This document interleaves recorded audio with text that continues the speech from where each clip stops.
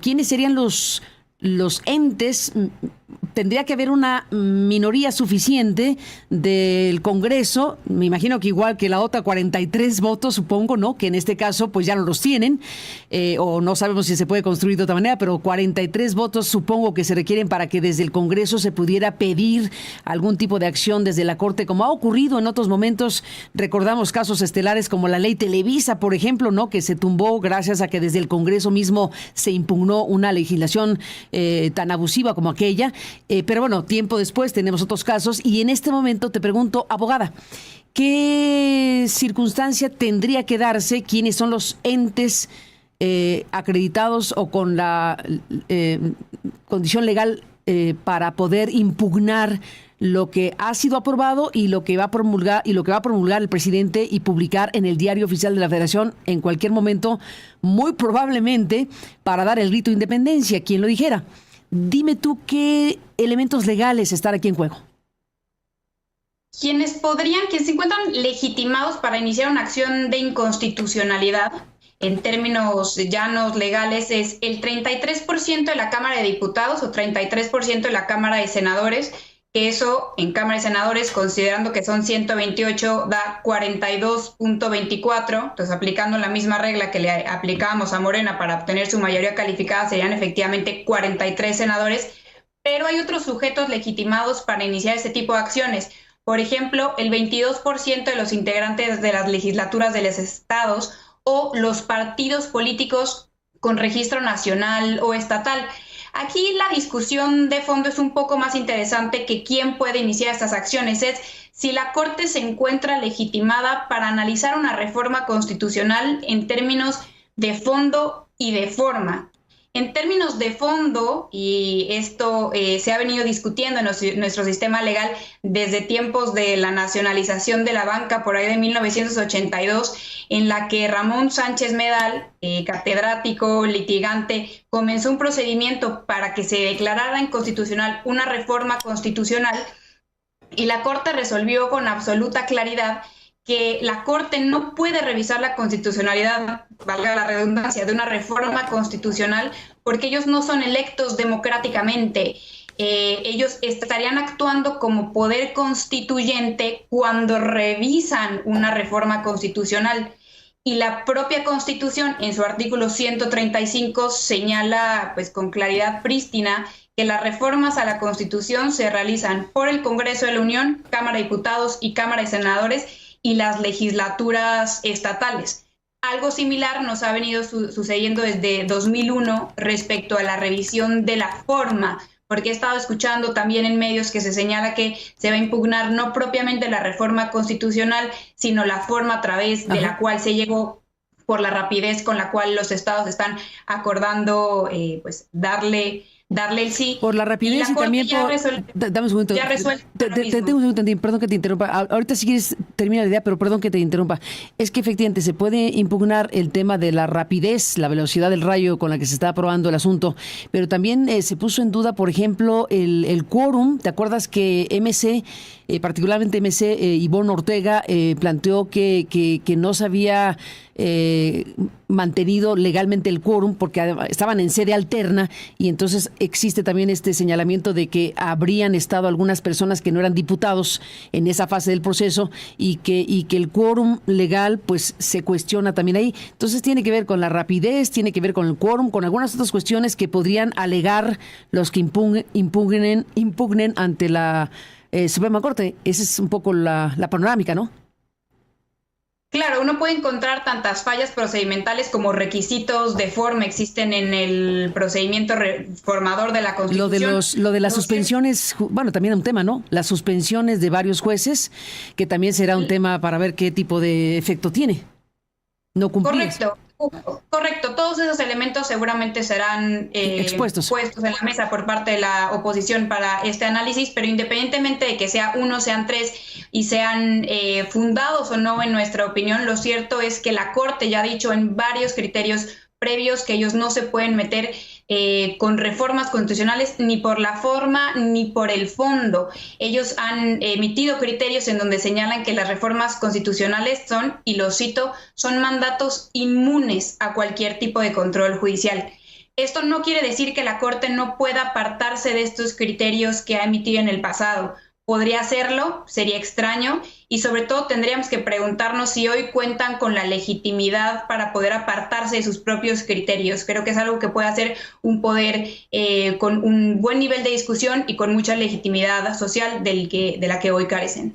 Bueno, aquí hay un tema importante también que tiene que ver con esto que dices. Al final de cuentas, más allá de la opinión o valoración que cada quien tenga de los ministros actuales de la Corte, más allá de eso, independientemente de nombres y apellidos, lo que sí hay un asunto extraordinario, inédito, es que 8 ministros de 11 se han manifestado en contra de la reforma a través de un paro. O sea, han suspendido incluso actividades, han reiterado esta suspensión de actividades, han dicho que no las urgentes, pero están en esta circunstancia que ha dado pie, incluso lo platicamos la vez pasada, a que las otras 3 ministras en minoría hayan abierto en un texto publicado la posibilidad de que haya juicio político contra ellos y que incluso citaron el Código Penal contra los 8 ministros, viniendo esto de las otras 3 ministras. Así que tenemos un cóctel tremendo, pero aquí al final de cuentas tenemos una situación muy compleja en donde el Poder Judicial o parte del Poder Judicial o quienes encabezan el Poder Judicial se han manifestado públicamente en contra del contenido de esta reforma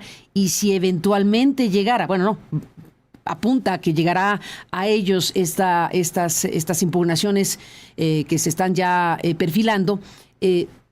Si llegaran si llegara a darse el caso de que entran en el fondo de la discusión de la reforma, pues entraríamos ahí en un asunto de que ya se pronunciaron previamente respecto a la materia que van a resolver, en contra de, y otras a favor de. Si se queda en la parte procedimental, sería una discusión de otro tipo, ¿cierto? Tú estás viendo muy bien uno de los elementos adicionales a los criterios que ya ha establecido la Corte en el pasado. Y por cierto, esta misma Corte, hay integrantes de este Poder Judicial que ya han señalado en el pasado que no pueden meterse con la forma. Entonces, no solo estarían yendo en contra de criterios de la Corte, sino respecto a criterios personales. Y otro elemento que tú ves es el claro conflicto de interés. No solo porque ya manifestaron su posición pública respecto al análisis a realizar, lo sustantivo, sino porque son juez y parte. Entonces, parece que entre más le rascamos, más encontramos criterios para la imposibilidad de que ellos sean los últimos diques en contra de la reforma. ¿Y qué dice Vanessa Romero que tendría que suceder para resolver este entuerto? No, a mí me parece que es asunto terminado. No existe un poder, en mi criterio, en términos jurídicos, no existe un poder por encima del poder reformador de la Constitución. Y si bien todo proceso legislativo tiene fallas, este proceso legislativo tiene muchos aspectos criticables, no me parece que haya fallas sustanciales que ameriten una discusión pública que haga que la Corte cambie los criterios sustanciales que ha mantenido en el pasado reciente. ¿Tendría que ocurrir, según lo que nos estás diciendo, que la Corte dijera no admito las impugnaciones que se me hagan por tratarse de una reforma constitucional? No, creo que ¿Qué escenarios verías para un poco aterrizar esto? En justicia, con lo que ha sucedido en el pasado es la admisión del procedimiento y que en consonancia con los criterios previos y con todas estas imposibilidades de solución personal de ellos, en términos estrictamente personales, pues rechacen la inconstitucionalidad de la reforma. Bueno, pues vaya momento que nos toca vivir, Vanessa Romero. Ayer yo empujé a Alfredo Figueroa, que está en este espacio, como sabes, los miércoles, y le decía, ¿qué palabra usarías?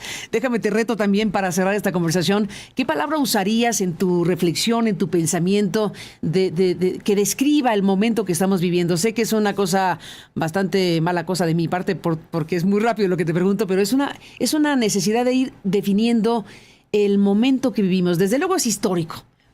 De la perspectiva que cada quien tenga, la opinión que cada quien tenga o análisis que cada quien tenga, lo único que no hay duda es que es histórico, que se está marcando un punto de quiebre en la vida republicana de México. ¿Hacia dónde va? Cada quien que dé su punto de vista y su análisis.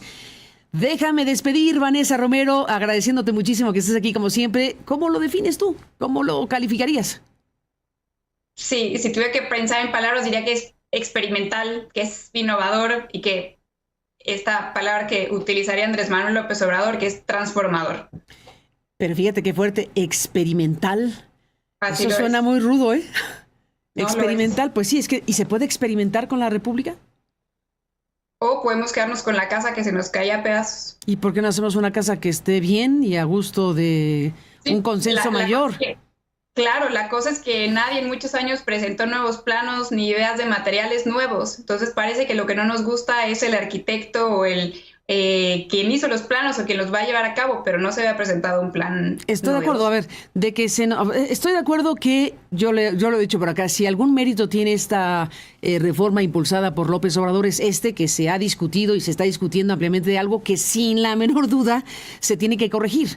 El gran tema es si se va a corregir con esto o se va a empeorar o va a mejorar y ya cada quien opinará al respecto. Pero bueno, déjame cerrar entonces con esta parte respecto a las prisas, a las velocidades y a las tardanzas también, porque ya al 11:45 vimos que la ministra de la Suprema Corte de Justicia pues emitió un pronunciamiento y una propuesta con 66 puntos, si no me equivoco. Dime tú qué piensas de esta parte de la historia. Yo me analicé punto a punto la propuesta que emite tardíamente la ministra Norma Piña. Efectivamente cuenta con 66 propuestas, 56 son en materias como seguridad, armas de fuego, desaparecidos, fiscalías, o sea, no tocan el Poder Judicial. De las 10 que sí tocan el Poder Judicial, ninguna toca la Corte, ninguna toca de forma mayor el Poder Judicial Federal, le echa el muertito a los poderes judiciales locales. Y todas con palabras muy, voy a decir, progresistas. Habla de evaluar, de duplicar esfuerzos, de capacitar, de sensibilizar, pero no tiene una propuesta real. Lo que parece confirmar el diagnóstico de Andrés Manuel López Obrador, no solo no había una voluntad reformista en ese Poder Judicial, sino tampoco tienen un diagnóstico claro. Yo concluyo respecto a la ministra Piña que fue una pésima jugadora política y fue una gran aliada del presidente López Obrador sin quererlo, con su complicidad y con su torpeza política.